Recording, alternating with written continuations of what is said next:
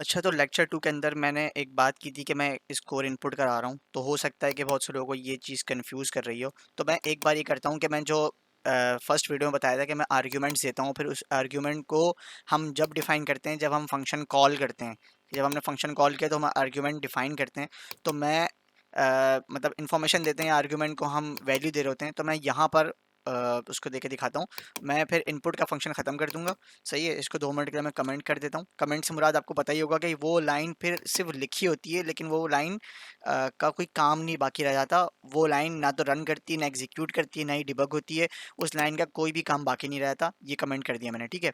अब मैं क्या कर रहा हूँ कि मैं अब देखो, अगर मैं इसको रन करता हूँ अभी इसी वक्त, तो मैंने स्कोर की कोई भी वैल्यू डिफाइन नहीं की हुई। इस वक्त तो मैं इनपुट ले रहा था ना।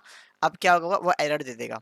एरर क्या देगा, देखो मैंने इसको रन किया तो वो एरर दे रहा है। वो क्या बता रहा है कि नेम, एरर क्या आ रहा है, name score is not defined. Score defined ही नहीं हुआ, क्योंकि मैंने यहाँ पर भी सिर्फ स्कोर लिख दिया। अब मुझे क्या करना था कि मैंने यहाँ पर जब फंक्शन का नेम डिफाइन किया था तो उसी वक्त मैंने आर्ग्यूमेंट भी डिफाइन की थी।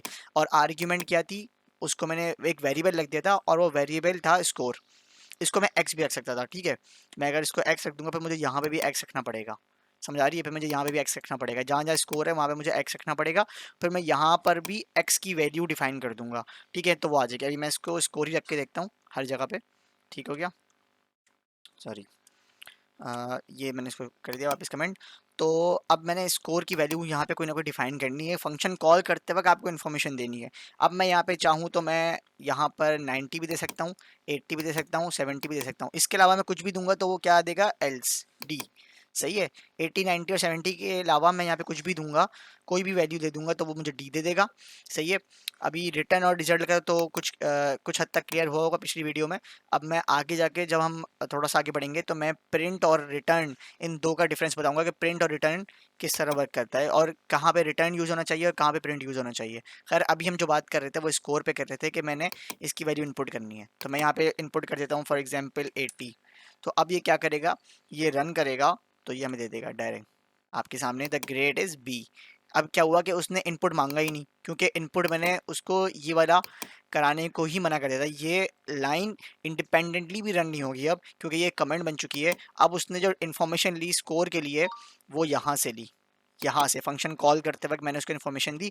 जो मैंने, याद होगा कि मैंने जो पहली वीडियो बनाई है उसके अंदर मैंने क्या डिफाइन किया था कि एक्स वाई जेड, और फिर उसके बाद जब मैं उसको कॉल कराता हूँ बेसिक वाले फंक्शन को, तो मैं एक्स वाई जेड की वैल्यूज़ देता हूँ, ठीक है। इसी तरह मैंने क्या किया कि जब यहाँ पे मैंने फंक्शन डिफाइन किया, तो फंक्शन का जो नेम मैंने लिखा उसके अंदर एक मैंने वेरिएबल रखा। ये मेरी एक आर्ग्यूमेंट है और मैंने एक ही आर्ग्यूमेंट रखी, ठीक है। और फिर उसके बाद मैंने उस आर्ग्यूमेंट के बेस पर पूरी एक कंडीशंस बना दी, इफ एल्स। और अभी तक मैंने उसकी इन्फॉर्मेशन नहीं दी, ठीक है ना। मैंने स्कोर जो वेरिएबल यहाँ पर रखा था उसकी मैंने कोई इन्फॉर्मेशन नहीं दी, बस मैंने ये बताया कि अगर ये 90 से बड़ा हो तो रिजल्ट ए आएगा, अगर ये 80 से बड़ा हो तो रिजल्ट बी आएगा, 70 से बड़ा हो तो रिजल्ट सी आएगा, वरना एल्स हो जाएगा, ठीक है।